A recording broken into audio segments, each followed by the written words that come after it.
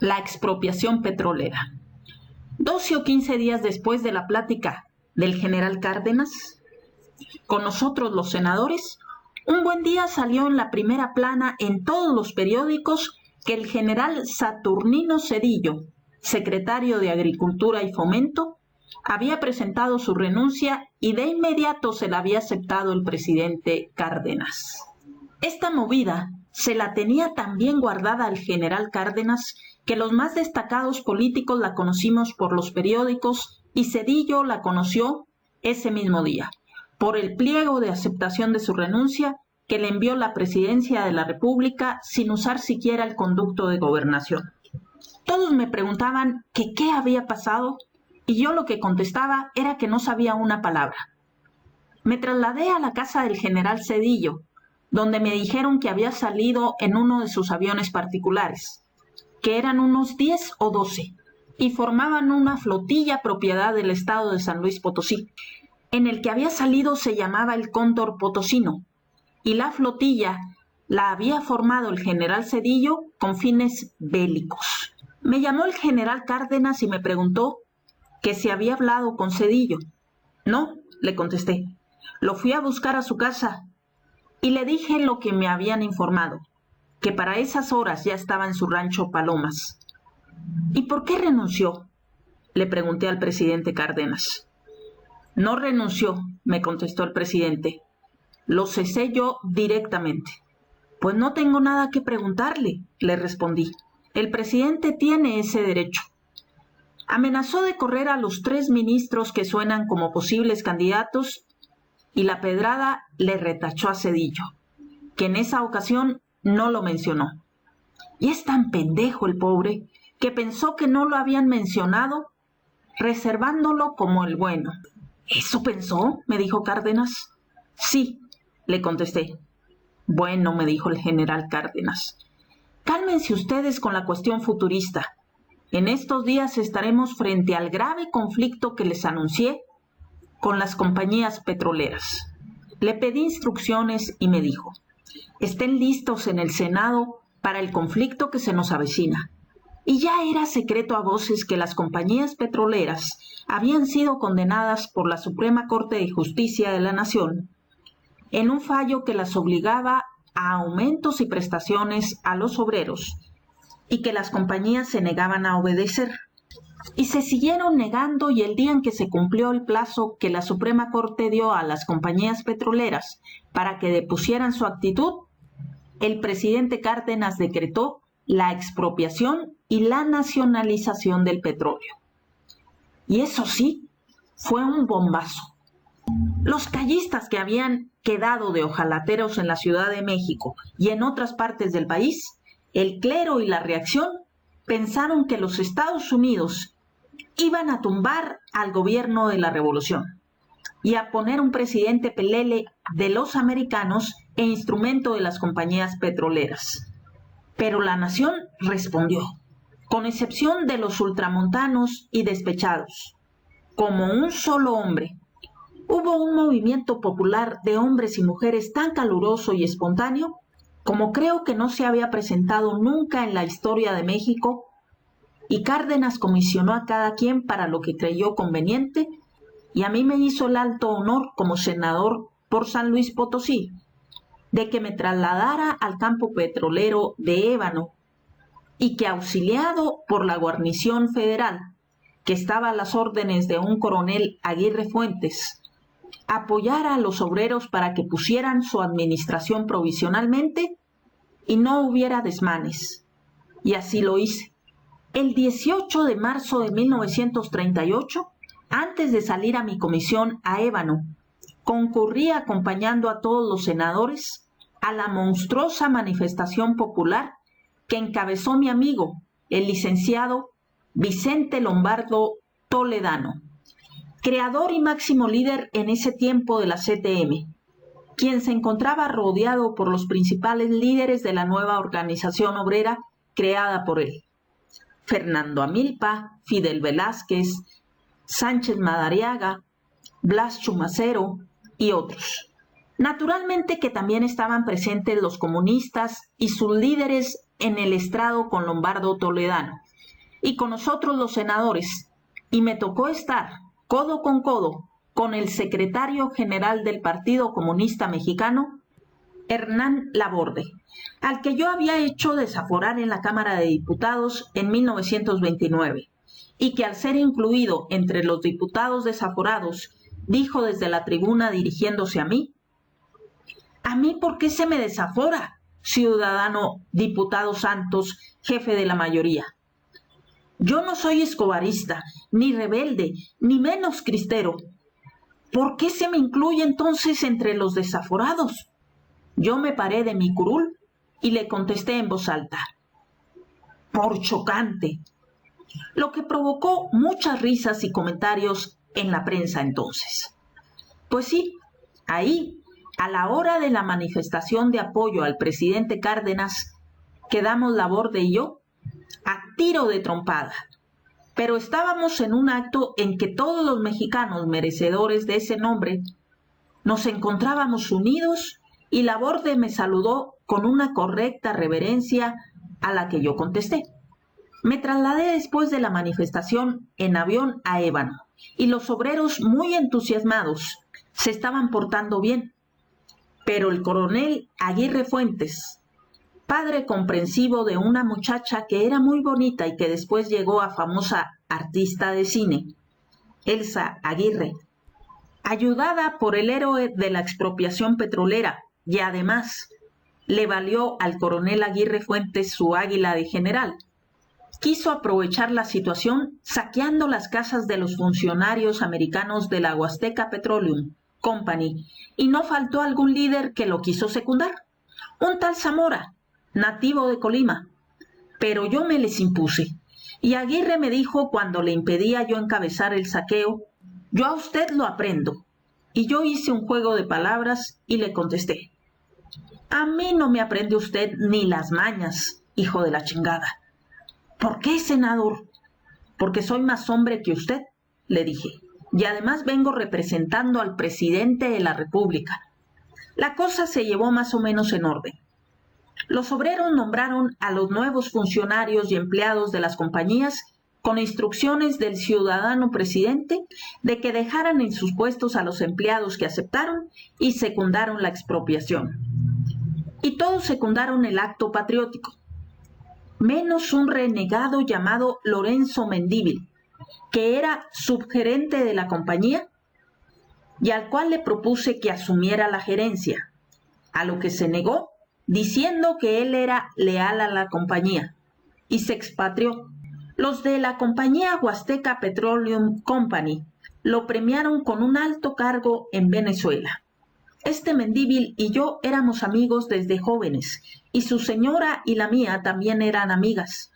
Pero ahí terminó nuestra amistad, y alguna vez que lo encontré en los Estados Unidos le negué el saludo, y después, en Tampico, se lo volví a negar en el casino tampiqueño. El gerente de la compañía Huasteca Petroleum Company, en Ébano, naturalmente era un norteamericano llamado Mr. Steve. Con él tenía yo mucha amistad desde la batalla de Ébano, pues este americano no abandonó su casa, que estaba muy cerca de nuestro cuartel general, durante los 72 días que duraron los combates. Era de una gran serenidad y de mucho valor, y todos los días hacía el camino a pie de ida y vuelta a la estación del ferrocarril en plena batalla, caminando por la brecha que entonces había, y que tal vez sea ahora una larga calle pavimentada. Este Mr. Steve se hizo amigo de todos los generales y de todos los que componíamos el Estado Mayor del Cuerpo del Ejército del Noreste, y vigilaba que los pozos de su compañía no pararan la producción. Cuando me apersoné con él en Ébano de parte del presidente de la República, general Lázaro Cárdenas, y le dije que entregara la gerencia y todas las demás oficinas de la compañía, no puso ni el menor reparo ni se alteró en nada, y entregó la gerencia al improvisado personal que los obreros designaron provisionalmente. Mr. Steve se fue a despedir de mí muy cordialmente y me dijo que si no le permitía que se llevara unas jaulas y unos canarios que su esposa estimaba mucho y de los que se había apoderado el coronel Aguirre Fuentes. A mí me acompañaron en este acto Braulio M. Romero, que era jefe por cuenta mía de Tamuín, Ébano, San Vicente Tancuayalá y Tanquián Escobedo. Y no recuerdo si en ese tiempo fungía como diputado local, como presidente municipal o como simple capístote mío. Me acompañaba también el capitán Macario Valderas, que era ahora nada menos que el jefe de los veladores de la Compañía de Petróleos Mexicanos por la nueva administración, y me acompañaban también el segundo líder de los obreros en teoría, pero el verdadero líder en la práctica, de nombre Ventura Paz, y que fue mi leal amigo hasta su muerte. También estaba otro huasteco, que mandaba un núcleo armado en Ébano, que obedecía mis órdenes. Su nombre, Justo Roque, y nos reforzó armas al brazo, y con su grupo, el líder de los agraristas, Ruperto García, don Rupertito, que a su vez era dirigido y comandado por Cipriano Martínez, hombre muy borracho, que había sido mayor pagador de mi regimiento en la campaña contra los cristeros. Cipriano era de origen español. Llegó de 13 años a la Huasteca Potosina, donde se identificó mucho conmigo. Era más malo que Barrabás, muy inteligente, muy ingenioso y agudo, muy leal a mí, muy valiente y muy cruel. También era Cipriano Martínez, entonces, dueño de una taberna en la que se emborrachaba junto con los obreros. Sabían todos que contaba con mi confianza y apoyo. No era querido, pero sí temido. En cambio, el núcleo agrarista sí lo respetaba mucho y lo obedecía, empezando por don Rupertito.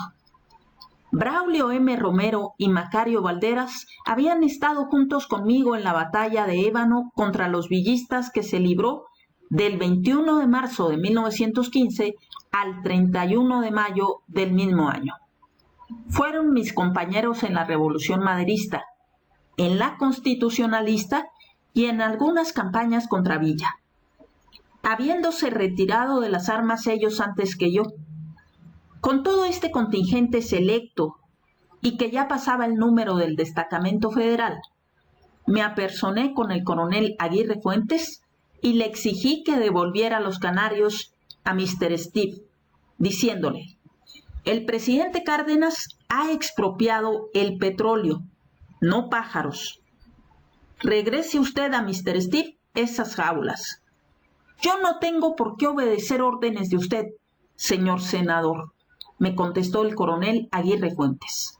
¿Los entrega ahorita mismo o no vuelve a robar forrajas, cabrón?, le dije. Y cuando le lancé esta ofensa, ya tenía yo en la mano mi razón apuntándole a la caja del cuerpo, y sin esperar a que Aguirre devolviera las jaulas, me metí a la casa donde las tenía acompañado de mi grupo e hice que le llevaran las jaulas con los canarios a Mr. Steve. Y ahí nos despedimos, él y yo, muy cordialmente, y nunca más nos volvimos a ver. Con Aguirre Fuentes sí me volví a encontrar, y en su oportunidad relataré ese encuentro. Antes de regresar a México y darle cuentas de mi comisión al presidente Cárdenas, pasé un par de días en Tamuín, donde esperaba el capitán aviador Antonio Cárdenas Rodríguez, el Charro Cárdenas, que fue quien me condujo por órdenes del presidente Cárdenas en su avión militar a Tamuín cuando fui a Ébano a poner en práctica la expropiación petrolera, como senador de la República por San Luis Potosí a nombre del presidente Cárdenas. El entonces capitán aviador Antonio Cárdenas Rodríguez, durante la guerra, fue ya con el grado de coronel comandando al Escuadrón 201 de la Fuerza Aérea Mexicana. Me fui a Gargaliote, donde junté a todos los jefes de armas y líderes de la Huasteca, pero antes tuve una larga conversación con Braulio M. Romero, y él me dijo: yo aquí me planto, aquí le corto, Ya no quiero volver a saber nada de política ni de revolución. Seguí a Pedro Antonio, seguí a Samuel, te he seguido a ti, pero yo con esta fecha me retiro de todo. Esto de la expropiación petrolera es mucho para mí. Te acompañé a Ébano como amigo, pero el asunto de la expropiación no me gustó y creo que va a traer muy fatales consecuencias. Me voy a México. Aquí voy a dejar a mi caporal, el Chato, encargado de mis ranchos, y vendré alguna vez cuando todo se haya serenado. Ya tengo muchas hijas y un hijo, y ya tengo que pensar en mi familia. Y creo que ya estuvo bueno todo el tiempo que he servido a la revolución. Yo le dije a Braulio, ¿te echas? Sí, me echo. ¿Te echas como armadillo? Sí, me echo como armadillo. Bueno, le dije, tú no conoces México. Tú no conoces el Distrito Federal. Vas a llegar completamente desorientado. Llévate todo tu dinero, ponlo en un banco a intereses, aprende a gastarlo y a disfrutarlo. No te vayas a meter en ningún negocio porque, te repito, aquel medio lo desconoces y si te metes en algún negocio, te van a robar. Árbol viejo que se trasplanta, se seca. Siguió hablando Braulio y me dijo, ya tengo en tratos un rancho muy cerca de la capital, en el Estado de México, en Zumpango, y también tengo en tratos una casa para vivir con mi familia en la colonia Hipódromo. Por lo de la casa te felicito, le dije, es la mejor colonia en la actualidad. Pero lo del rancho, piénsalo 3 veces.